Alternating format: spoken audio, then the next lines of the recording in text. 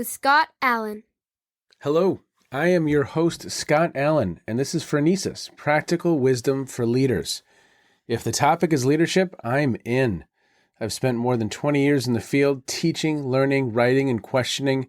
When I'm not working on Phronesis, I travel, delivering keynotes, working with individuals and teams, and helping people from organizations across industries become better leaders.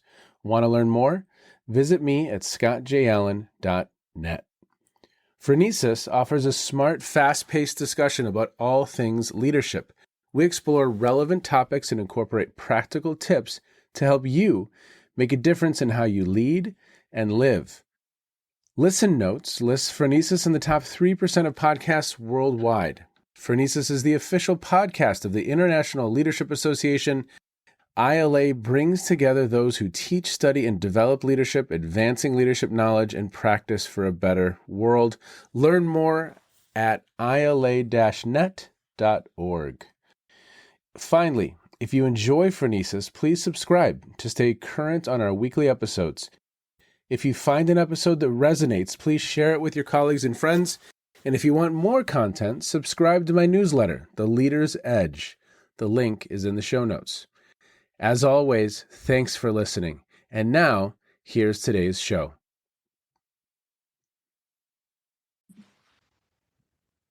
Okay, everybody, welcome to the Phronesis Podcast, Practical Wisdom for Leaders. Thank you so much for checking in wherever you are in the world.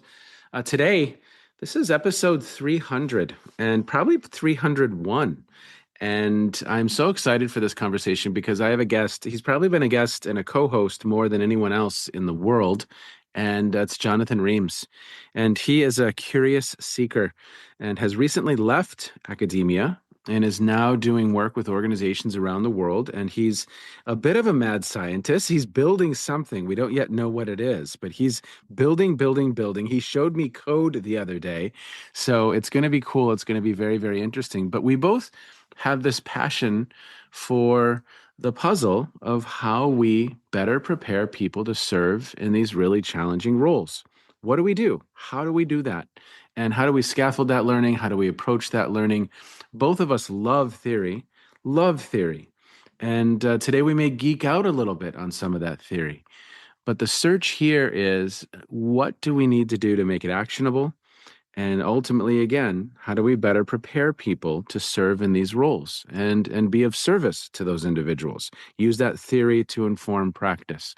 Jonathan, thank you so much for being with me today. I don't know exactly where this conversation is going to go, but I know it's going to be fun. You are one of the only people that I know that has said, I've listened to every episode. And so you reached out a few weeks back and said, hey, I've got some things I'm thinking about, and I'm excited to hear about your thinking.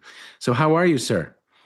I am fine, Scott. I am really excited about today's conversation. It came about when I was in the gym, as I often am when I'm listening to your podcast, and you were talking with Amal and Bernd about the knowing-doing gap and the paper they'd written on that. Yes. And that sparked so many associations. But I was in the gym, and so I had to re-listen to it, download the transcript, start writing responses in the transcript. And really, for me, it's ever since I read Keegan and Leahy's An Everyone Culture.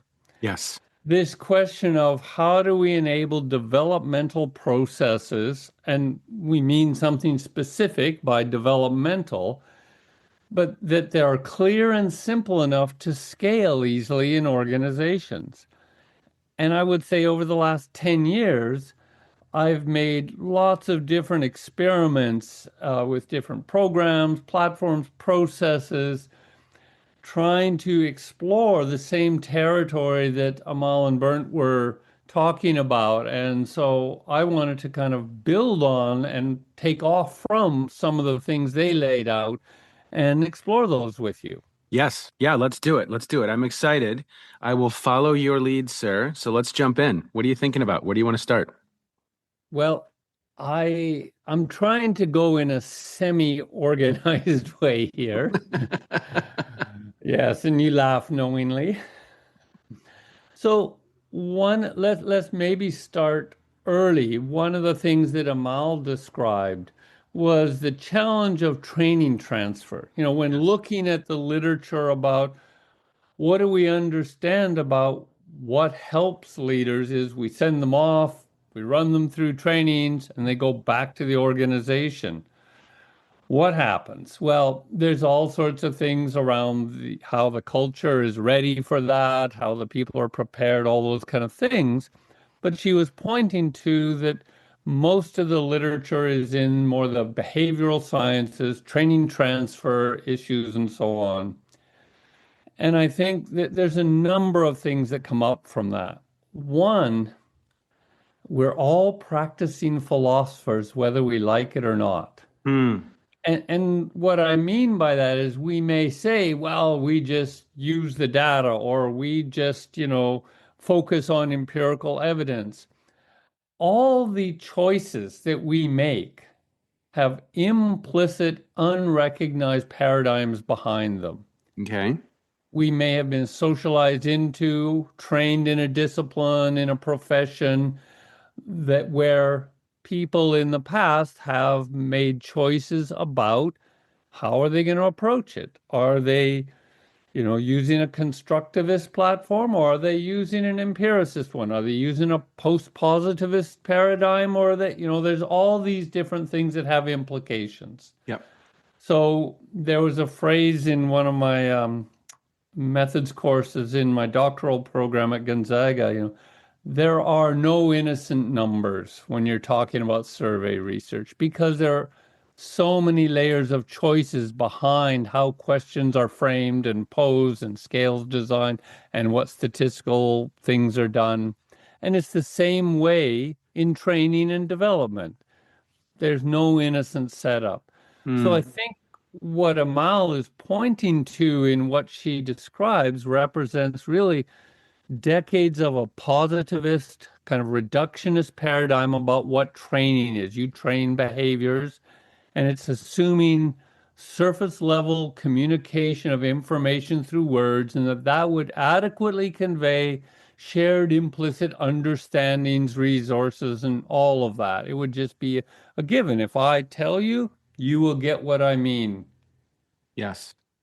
And I think that that exists in academia, right? I mean, where it's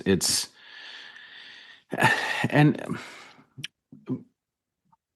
you're going to have to steer me a little bit as well, Jonathan, here, because I think I could take the conversation off track as well. But I think in some domains, maybe that's okay.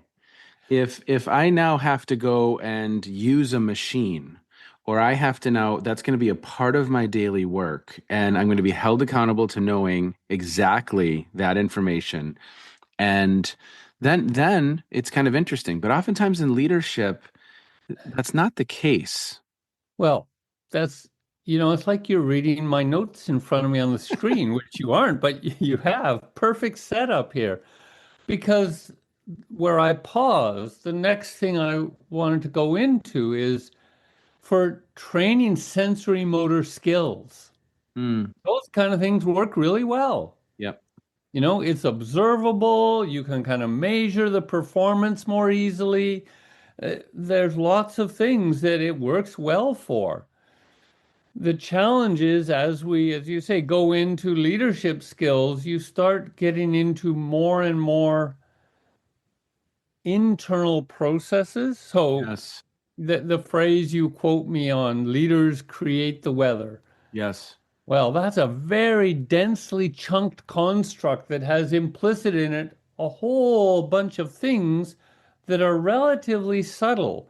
They're not things you're going to measure in the same way. We can break it down more and so on, but that's a different thing. So the challenge that you bring up is, yeah, we can behaviorally train and simulate and measure working a machine the right way or doing some other concrete things. But as we get into more complex constructs, where, as you said in the podcast with Burnt and Amal, when you're trying to give students LMX theory and transformational leadership, those are the concepts that are a result of people doing decades of work and are highly packed and chunked with a whole set of building blocks that those students, you can't guarantee they've encountered them or have them to work with. And so Oh, they often, the phrase I like is they will downwardly assimilate what you tell them into what they already understand. mm, They will cut off all sorts of nuances and edges and bring it down. Okay, that's what I think he's talking about, and that's what I'll work with. yeah. Well, and you know, back to kind of like a developmental perspective, that content, that same content can be internalized very, very different. Oh, this is how I can get them to do exactly what I want them to do. Yeah. Or, you know, Yeah. it can be internalized. Let's just take the topic of influence tactics. I mean, that can be internalized very differently depending on the developmental stage of the individual learner. And so I've said it a couple times on the podcast, and again, this is where you're going to have to lead me, but I wonder sometimes there's the notion of vertical and horizontal development. And so for listeners, just a very, very quick way of defining that. Jonathan, please push back on me if you disagree. But vertical, and Keegan does not like that phrasing, but you know, that is, are we helping the human develop cognitively, increasing their kind of cognitive structure and moving through those stages, Torbert or Keegan, and horizontal being more of the content. And that would maybe be what transformational leadership is, or active listening. Those might be topics. But are we starting in the wrong space when we do leader development today? Is it more about the habits of mind and the ways of kind of making sense of the world and what's happening around us? Is that almost as important a place to begin than any of the topical things we begin with, oftentimes? So, how do I reflect? What are the habits of mind I should have as an individual to facilitate that lifelong learning that's going to help me make sense of what's happening around me? Well, that's a lot to unpack. So I will say that the distinction of vertical and horizontal is used a lot, is convenient for some things, and often misinterpreted or appropriated. So I would say that the understanding of those distinctions makes sense in certain contexts, but not in others. Okay, Where and let's put a pin in that and maybe come back to it later. sure. The point about are we starting in the wrong place is a lot of people come there. Arbinger Institute, you know, in their model of an outward mindset or being out of the box or having a heart at peace, they say you start with mindset. Yes. The ask model, you know, attitude, skills, and knowledge. You can give people knowledge, you can teach them skills, but attitude, you know, so that's higher leverage things. The leaders create the weather. The weather is often created by the leader's internal state. Their Yes. emotional, you know, energetic Yes. vibrations they're giving out that people are sensitive to and reacting to. Yes. So those kind of things are more foundational in a way, but also subtler and harder to pin down to put in a curriculum to teach in a course or even teach in a, you know, consulting delivery to a client. So I think that and part of this is if we think about the notion of training as a concept or um, consulting, you know, workshops, all these kind of things, they're all kind of informed by our modern educational system. Yeah. And people like Ken Robinson, you know, were very, and many others, Paulo Freire and Parker Palmer and others are great at showing that there are assumptions built into that system. And Theo Dawson is very good about this lately, that, it is pointing the education system towards the end result, being able to check the right multiple choice thing and memorize the right answer, but moving away from natural play and exploration and experimentation by children to also then learn how to critically reflect on what they've done Mm. and is it fit for purpose or not, or what is the impact socially on others when these things go on. Those kind of things are less a part of the modern educational system. So what we end up having this idea of is that knowing about something is learning how to actually do it. And the idea is we know about walking, but we learned how to walk through doing it, not through an abstraction about it. Yep. And I think at a deep level, we've transferred this assumption that concrete behavioral skills can be done in the same way as more abstract concepts of leadership. Yep. And with leadership, there's an infinite number of variables, right? Yeah. Well, so let's talk about that a little bit. What is the complexity of leadership as a concept? And of course, it becomes empirically hard to define. People want to pin it down and say, whoa, and then you have all the proliferation of theories and models and all these kind of things that try to look at what's observable. But I like the quote from Bill O'Brien that Otto Scharmer used in Theory U, that the success of the intervention is primarily due to the interior condition of the intervener. Mm. Say more. Now, well, this is leaders create the weather. There is something about our sensitivity. So now I'll go off piste a bit. HeartMath, for instance, has done a lot of research in the field of neurocardiology. And more than them, there's lots of research that shows that there's neurons in the heart. They have a modality of sensing and energetically projecting related to things you can measure. So the coherence of our heart rate variability combined with our breathing and our attitude can create different states that can be felt By others. by others. They say they can measure it like 10 feet out. You Wow. can physically measure it. And of course, people, you kind of have a sense. You interviewed Mark Bowden a while ago. Yes. Fantastic. I've watched some of his talks and listened to his podcast. He's tapping into this area. People trust or don't trust. You lean in or defend based on very subtle clues almost instantly. Yep. And some of those are visual and behavioral, but some of them are energetic. Yep. So how you feel inside, you may think is invisible and you can hide it, but you can't. No. No.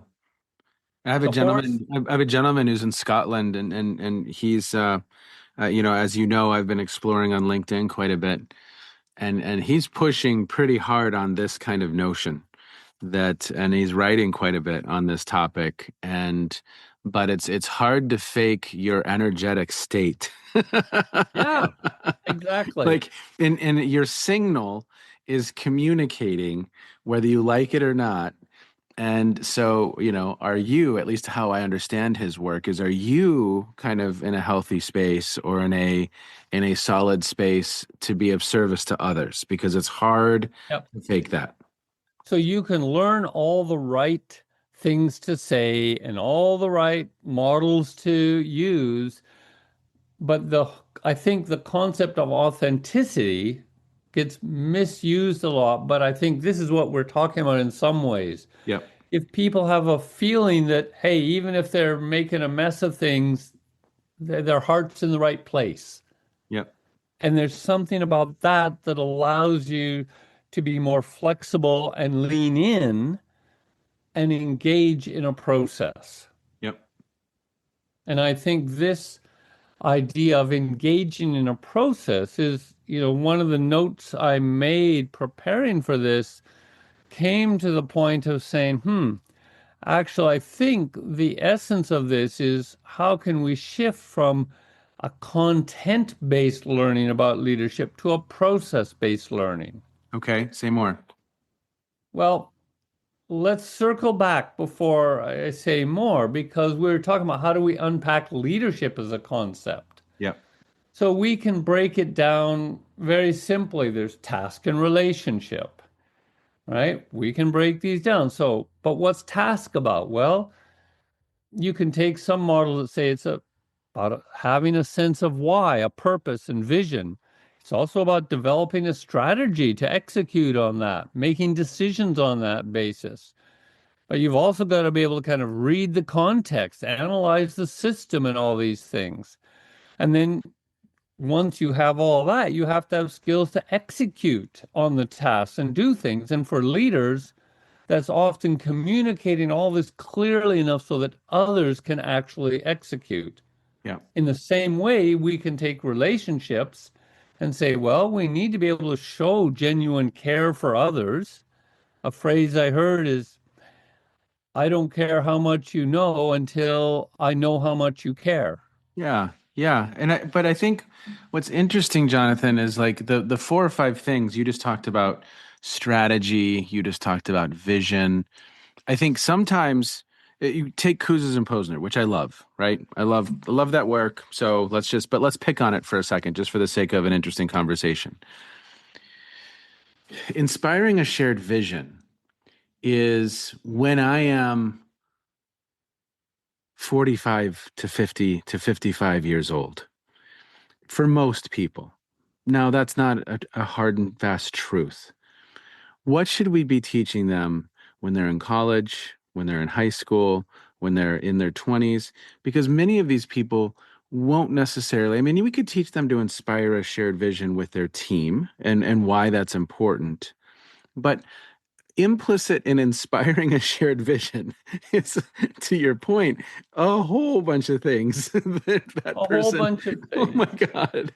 Like, Yeah. so we simplify it, down to inspire or challenge the process. Well, okay. Um, so, it seems to me, are you starting with a human being that is in the process of becoming as whole as possible? And that statement in Yeah. and of itself is the Well, work of that's right. philosophers. So there's something really interesting I want to come to with that. And how I want to get there is to say that, we can equally take all those things and break them down endlessly. And that's actually becomes very important to do when we want to understand what do we teach college students. We can break relationships down. Yeah, we need to care, but we also need to be able to learn how to play nice with each other, Yes. to coordinate others to play nice, having social emotional intelligence. And a lot of this goes to the thing of self-leadership. Yeah. Now, that's a whole domain in itself too. But one of the things I found interesting, my wife was doing some research on wisdom literature. And one of the things she found was that while there is this sense that wisdom accumulates with age, there's another sense and research behind it that wisdom related skills are actually most developed between the ages of 18 and 25. Mm. And what I take from that in my own way, and I'm not trying to cite the research here or anything, is that this is this socialized mind period where there's a real openness to be informed by what's the right thing to focus on. Yep.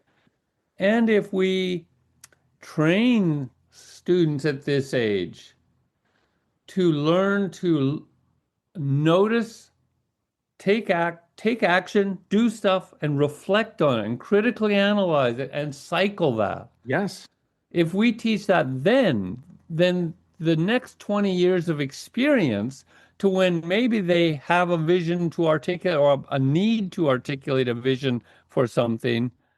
They have accumulated a deep, robust history of understanding, experimenting, failing, trying again, and doing all these things, and have a little bit more wisdom, Yes. which enables people to have a felt sense that, there's something to what they're saying, and it's not just the latest kind of spiel going out. Well, okay, so a, a nook and cranny of this conversation. Wonderful dialogue with Ron Riggio. I think it was our last conversation we had where we got into parenting in the home, right? Mm. And one little nook and cranny of this conversation is let's talk about resilience. Okay, if you choose to lead, you're going to fail. If you choose to lead, there's going to be setbacks. You're going to make mistakes. You're putting yourself out there into the unknown. So my wife and I work hard to model failure and setbacks as a part of the normal process of doing things, right? So when our children don't achieve something they'd hope to, we process that, we have a conversation, we help them reflect a little bit, but we also model it ourselves. So I just had a paper rejected by Sloan Management Review. I talk about it with my kids, and that's just part of the process. And okay, I'm gonna come back and we're gonna try somewhere else. And that's the work. Dad at 52 is failing sometimes or not getting what he'd hoped to. So when they're not getting a part in the musical or the play, or my son maybe didn't play as much baseball as he had hoped to in the spring, they have a frame of how to navigate that and kind of a larger picture of how to make sense of some of that. It doesn't destroy their world, so to speak. It's a part of the process. Yep. So I think I'm really interested in, yes, what are those? Because I think it's happening their whole childhood, what we're modeling, optimism or any other, you know what I mean? Yeah, and I looked at Ron's paper that you talked about, where they looked at, leadership in the kindergarten playground. Yes. How are these things being developed there? And so it is much earlier in life that these things start being modeled and internalized. If we're mindful To as the parents. point about resilience, I was writing some because my wife's doing her PhD on this program we've built around building emotional resilience. Mhm. And we are trying to clarify that what we mean by resilience is not coming back to a homeostatic norm. Mm, That's actually not what is really meant by this. The idea of resilience, to me, is having an inherently developmental approach so that when something doesn't go as you planned or imagined, you don't just cut it off or say it's a mistake, I'll try again. You say, what was it that I did that led to yes. this? What do I need to add or accommodate, to grow the horizons of my understanding, to include some more perspectives Yep. so that next time I actually can notice those things earlier or see that, oh, in that context, it works differently. Yes. Yes. And that habit of mind or that skill seems to me that it would be a wonderful place to begin, or at least one of the primary topics that if someone wants to be, a coach, an athlete, a healthy human, they have the capacity to engage in that work, right? Otherwise, as a human, I suffer from self-serving bias. Oh, it's their fault that I didn't get what I wanted. Oh, you know, and it gives away and I miss the opportunity to capture some of that learning or to process some of that learning, right? Well, so now we go off a little bit too, but another plug for Theo Dawson is she's developed this mind log program, and it's especially designed for young students.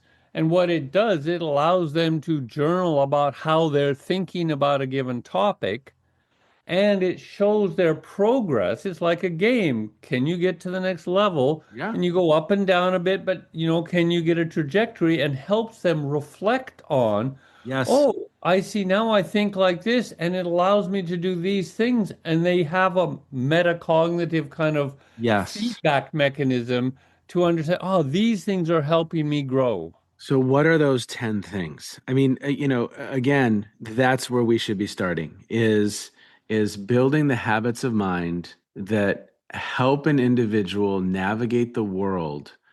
And again, I think philosophers have been struggling with this. Theologians have been struggling with this. Again, we probably could just go to some of those individuals, and there's probably some really, really good clues. All of our folks in character and such, virtues. So maybe it's just that. Maybe it's as simple. Maybe we've overcomplicated it, Jonathan. And if we just focused on the virtues, Well, I listened to the other podcast I listened to all of from the beginning is the Philosophize This, Stephen West. mm, And his latest one was on Marcus Aurelius yeah, and talking about the meditations and how it relates to Stoicism more broadly and Stoic ethics and so on. And part of that, I think, goes to what I come across in lots of different areas. There's some fundamental things about kind of cleaning up. mm, So I think, and other people have more things, but there's a simple thing. You clean up and grow up.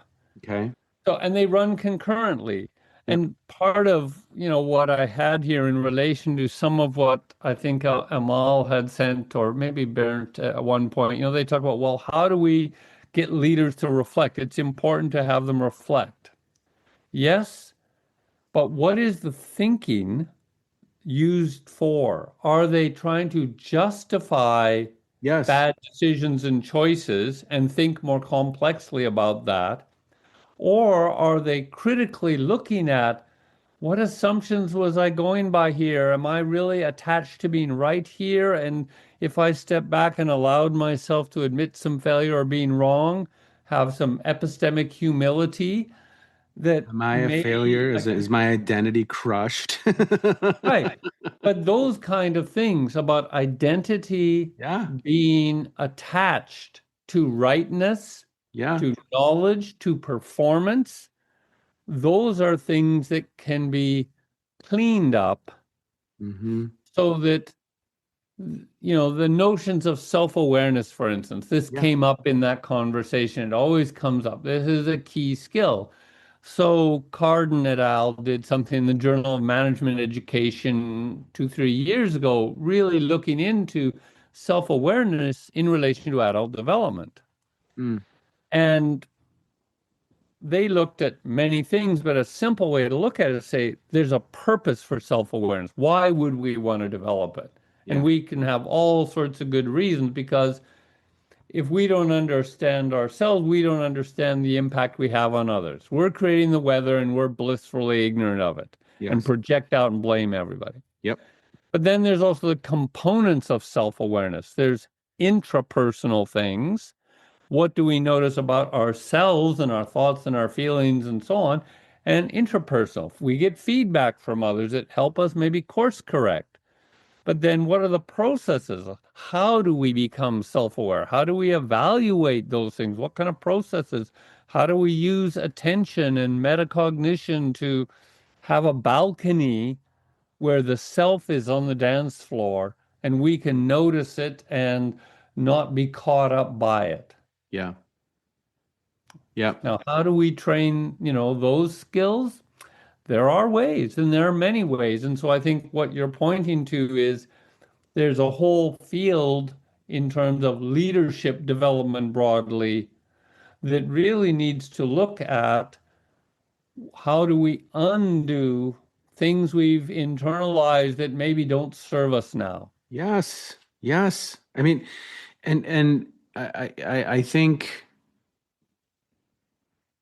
that is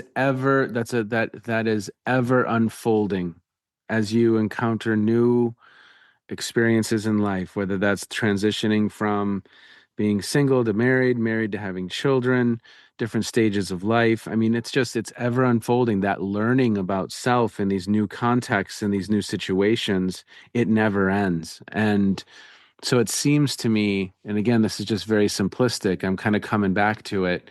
What are those 8 or 10 master lessons that if we can teach a human and build the habits of mind, they're going to better navigate a number of different situations that they will confront versus teaching them north houses. Sure. Yeah.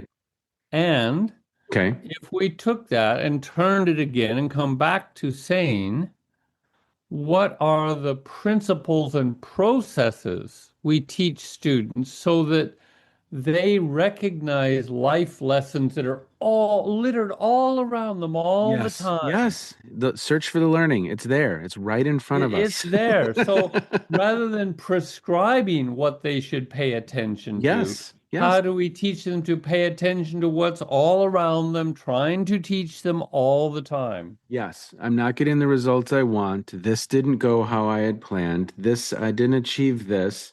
And then having that inner mechanism to and the resources. I mean, again, I've said on the podcast a number of times, I have a therapist. I've been with him 17 years, had therapists before that for 5 and 6 years. That's part of my system of processing, of making sense. And it's been incredible. I mean, it's been so beneficial for me Yeah. and mentors and conversations like this, they help me make sense of, right? Well, it's like you talk about the podcast may have been started as a COVID project, but it's become how can Scott learn in public? Yes. As messy as that is. Yeah. But I think it's that authentic richness and messiness that makes it attractive for people. Yeah.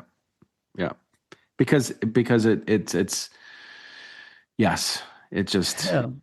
okay. So I'm mindful though that there's a whole nother layer of this that maybe we need another conversation for. Hmm.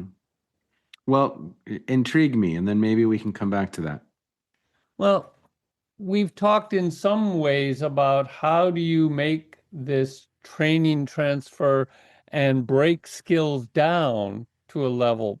There are ways to talk about that and ways to break them down that we haven't really touched on or gotten into yet, and that is kind of the area I've been trying to really explore and understand. So maybe next time we would focus more on how can, for instance, dynamic skill theory and what I'm calling now learning loops, a kind of more natural learning process as a principle, be combined to help people gain these fundamental building blocks so that when they get to Heifetz's notion of you have to orchestrate conflict and manage tension and create a holding environment, which are really highly chunked, masterful kind of acts of leadership, that the building blocks and experiences along the way to enable that capacity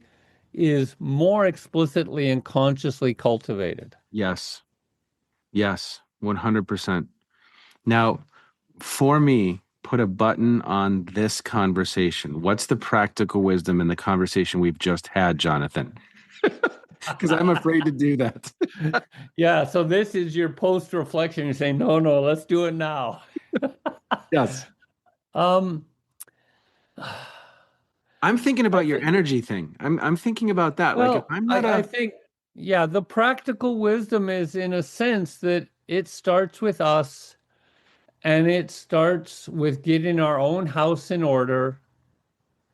And, when you started quoting me on leaders create the weather, I started, oh, I got to unpack that more. And there's a whole lot that I realize that can be unpacked from that. And we can talk about that more too. But how do we take something that's soft and fuzzy, so to speak, like that? Yep. It's very subtle in a sense, and bring it down to the level of scaffoldable skill training Yep. that builds leadership capacities. And for me, like one major, significant, perhaps most important domain is do I have a human that is the best possible version of themselves in this moment? And they've cleaned up and they've grown up and they're in that continual process to be of service to others. And if I'm not, then that energy that shows up, if I'm not, then that attention that shows up, that Well, so I'll give you a simple example because I yeah, used to do the leadership circle training and certifications, sure. and they talk about the reactive tendencies coming out of Karen Horney's work. What are the ways we make ourselves safe in the world early? What are the strategies? Do we comply with others? Do we protect ourselves by being right and distant and critical, or do we use power over and control and be ambitious and autocratic? And what I would often say is there's two things going on. When that underlying strategy is triggered, your energy is hooked by that and it Mm, creates noise. So, what gets communicated is the underlying fear energy that drives those strategies. And so, when people are hearing your message, you may have good intentions and brilliant things to say, but what they hear starts in their heart with the noise and it makes it hard and then it filters the actual message. yep, yep. So Let's pause there for now. let's I think pause there listeners for have now. plenty to think about. Jonathan, as always, thank you. We're gonna revisit this. We'll do a part two. So for listeners, if this is your first episode, look forward to next week. And if this is this would be the first episode if they're listening right now. So then if you're listening to this in the future, there is a second episode and a second conversation, episode 301. Everyone, as always, thank you so much for checking in. Thank you, Jonathan. Thank you, Scott.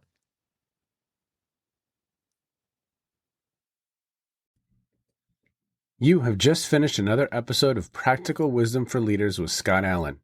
To contact me, visit scottjallen.net or send me a note at scott@scottjallen.net. I'm also on LinkedIn, so let's connect. If you have feedback, I'd love to hear it. And as always, thank you so much for listening. And now here's my daughter, Emily, with the outro.